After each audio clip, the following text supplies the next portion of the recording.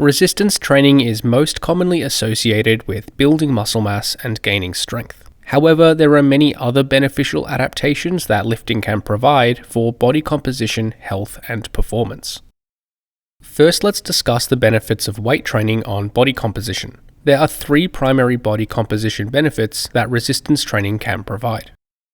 The first of which is muscle growth. Individuals may seek to build muscle mass for aesthetic purposes, to improve health and function, or to enhance athletic performance. Muscle growth can occur from basically any form of exercise, depending on our training status. At the most fundamental level, when someone is bedridden or a limb is immobilized for an extended period of time, the threshold required for muscle growth is very low. In this case, even general movements under the forces of gravity will likely produce muscle growth. At the next stage, if someone is not mobilized but doesn't perform any exercise either, then pretty much any form of intentional exercise will likely result in muscle growth. Even aerobic exercise, like running or cycling, will usually produce some hypertrophy.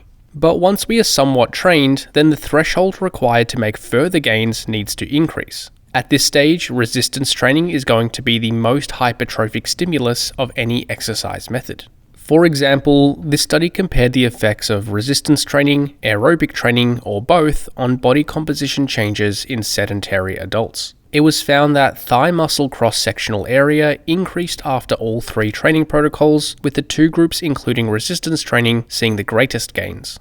Furthermore, the magnitude of muscle growth achieved from resistance training is dependent on many different factors.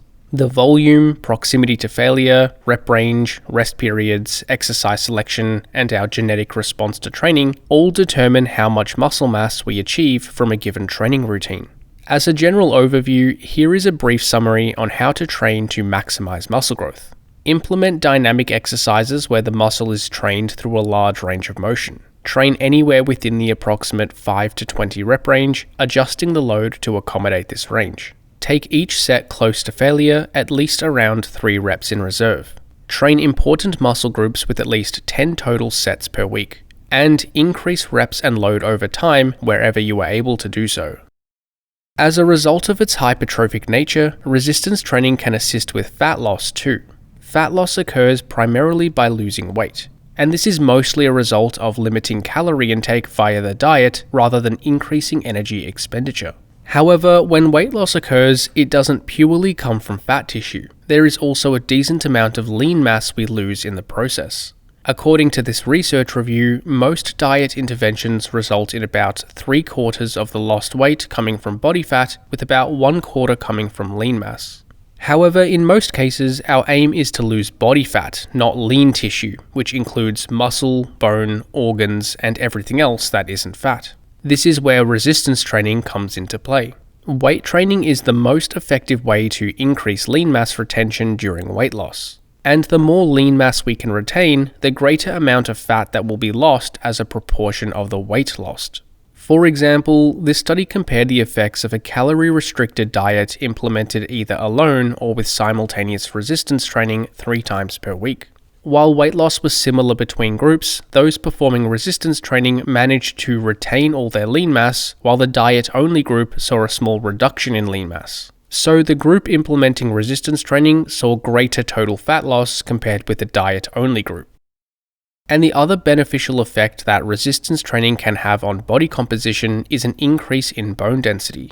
Bone density generally increases throughout childhood and adolescence until it reaches a peak at around middle age. It then starts to gradually decline, with women typically experiencing a greater decline due to hormonal changes after menopause. This increases our risk of fractures from falls or other impacts, which can be fatal in the elderly. However, physical activity can help to improve bone density throughout our developmental years and minimize losses in bone mass as we age. Pretty much all forms of weight-bearing exercise are going to be beneficial for bone health, although resistance training in particular seems to be especially effective. This was seen in this study, which compared the effects of 8 months of aerobic versus resistance training on bone density in older women. It was found that hip bone density increased slightly in the group performing resistance training, while aerobic exercise prevented further bone losses. And the control group who didn't perform any exercise saw a decrease in bone density.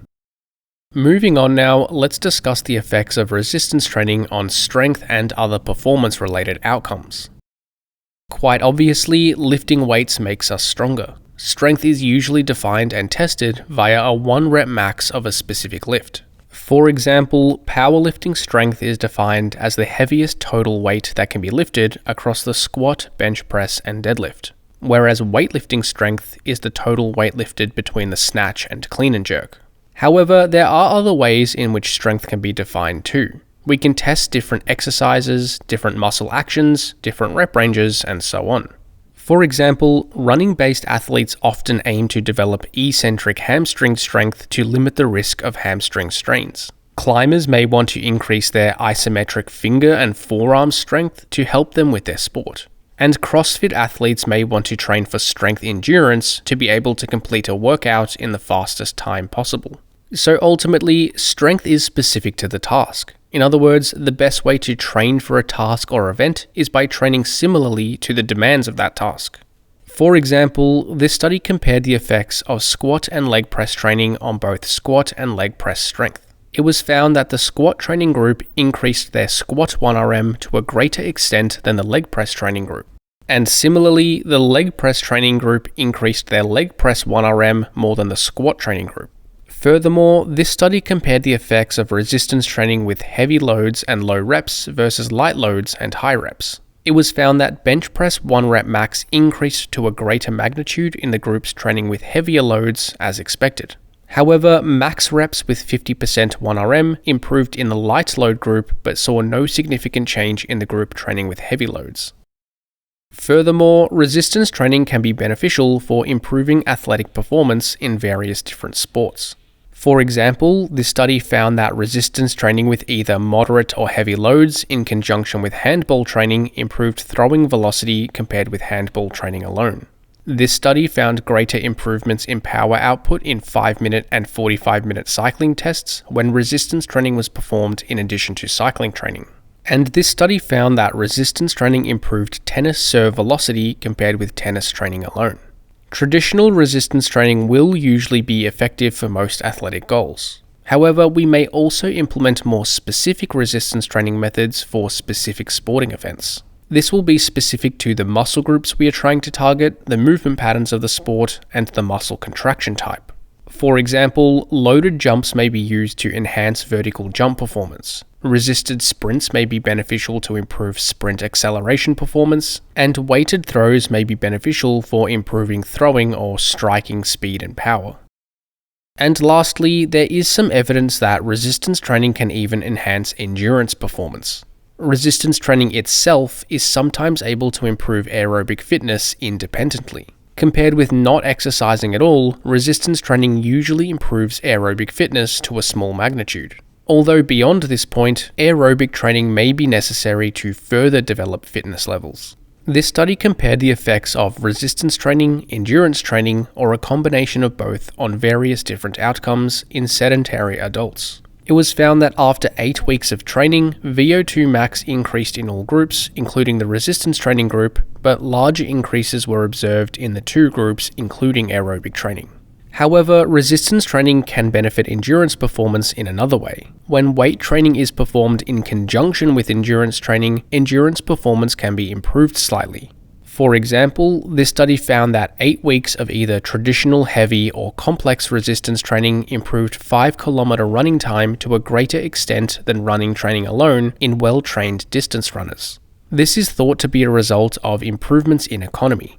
It has been thought that lifting can enhance economy due to improved coordination and tendon stiffness. This allows greater utilization of elastic energy, which lowers the energy cost of movement. Moving on from performance outcomes, another benefit of resistance training is its impact on flexibility.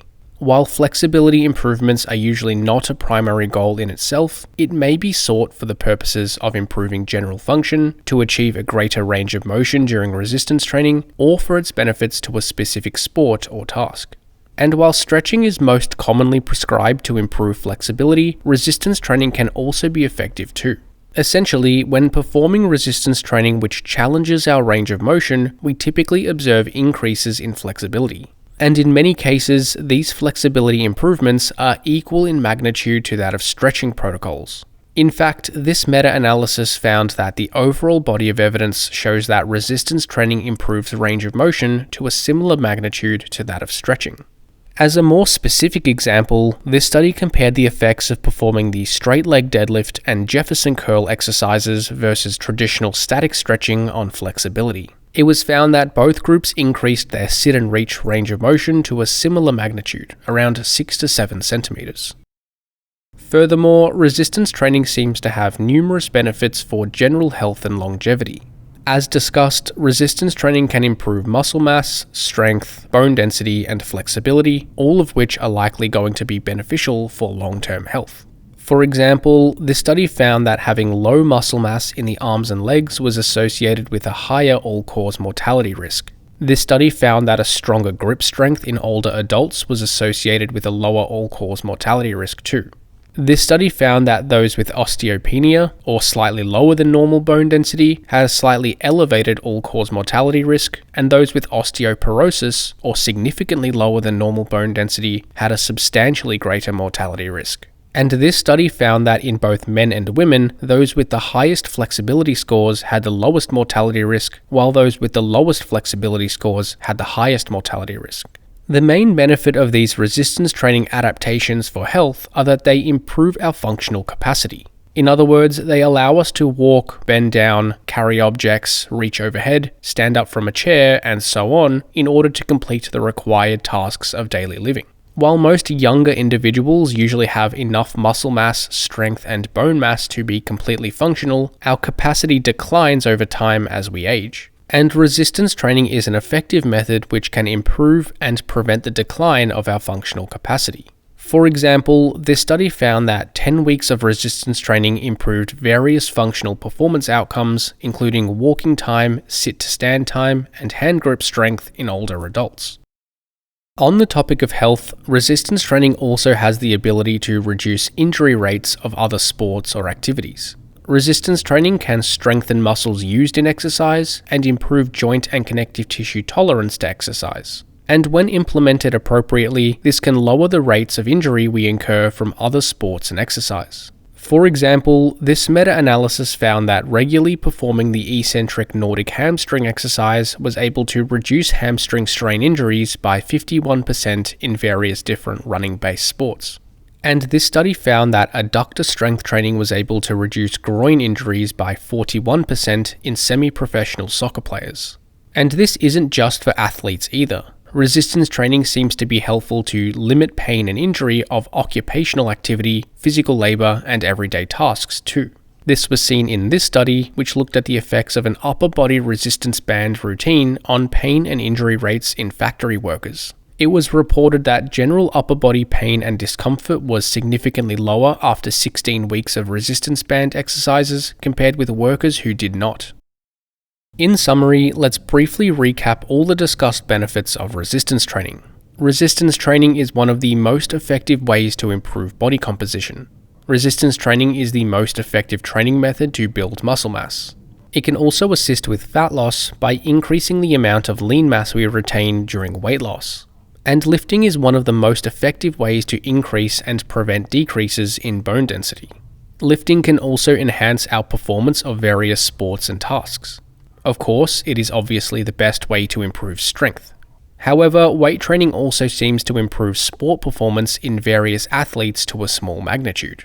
It can also benefit endurance athletes by improving running, cycling, or swimming economy. Resistance training can also improve our flexibility. If the exercise challenges our range of motion, it can be just as effective as stretching for improving flexibility. Due to many of these favorable adaptations, resistance training is generally beneficial for health and longevity throughout our lifespan. It can help to keep us functional and mobile so that we are able to remain independent and complete the tasks required for daily living. Furthermore, specific types of resistance training can help to reduce injury rates in other sports or exercises. Thanks for watching, and hopefully you got something out of this video. Check out flowhighperformance.com for online coaching, training templates, ebooks, and more.